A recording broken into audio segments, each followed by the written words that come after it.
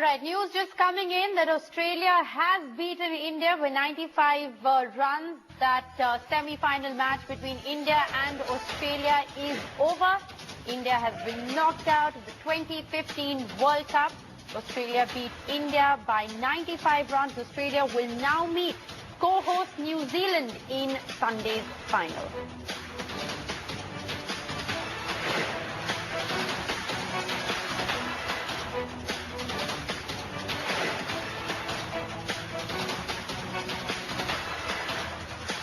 India there all out for 233 runs. The dream for many is over. Fans all across the country heartbroken. Social media already flooded with messages to Team India. But it's just a cricket match and India have had a stellar innings in this World Cup. They've made it to the semi-finals, losing out to Australia there by 95 runs. Australia and New Zealand will face off in the World Cup 2015 finals on Sunday.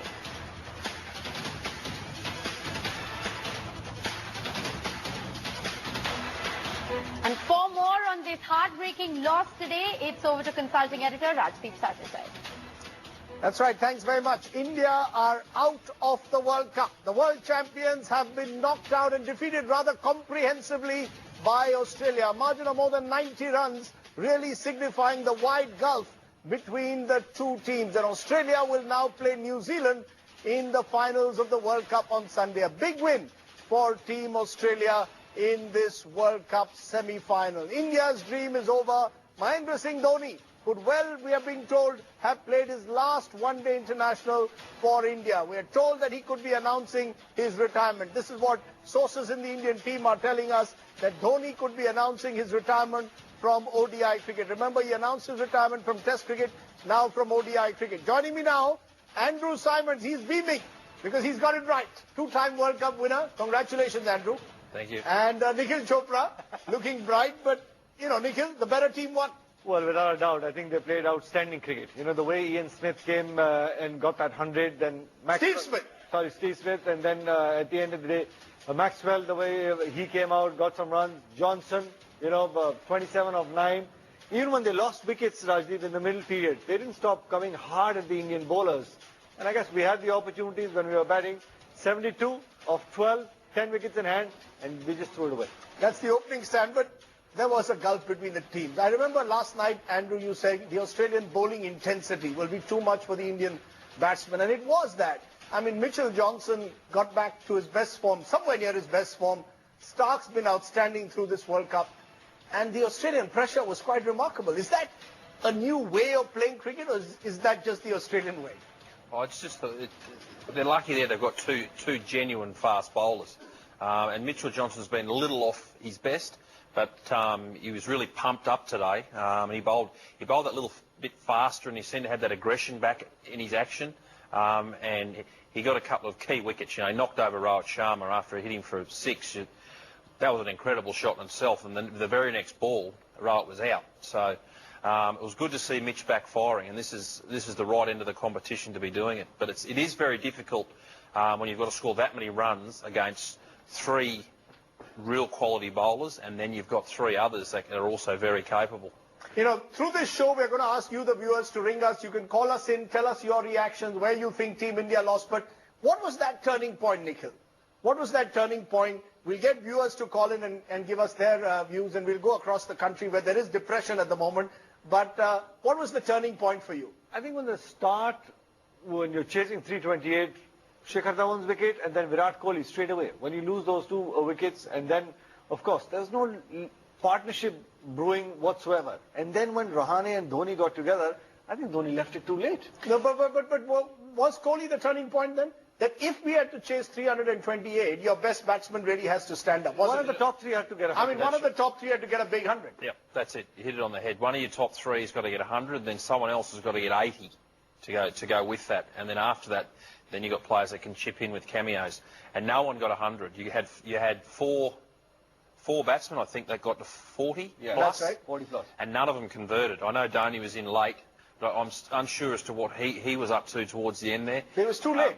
It probably was, but you know, the the top order needed to do the bulk of the batting, and then the middle order come in to play in the back half of the game, and that's not the way it unfolded for India. Kohli, many would say, was the turning point, the big wicket. I mean, you could see that in the Australian eyes. When they got Kohli, they knew that they were halfway there.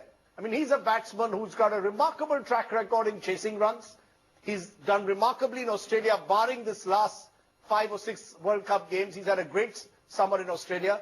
And he was probably the one batsman along with Dhoni whom the Australians really feared. You get him out for one, you open a door. Well, you don't allow him to get to 30 and 40 because he's one person who converts, especially when you're chasing. We were speaking about this when we were watching the game, Rajdeep, and Andrew said a very important thing. Has Kohli been found out? Sides now know where to bowl to him.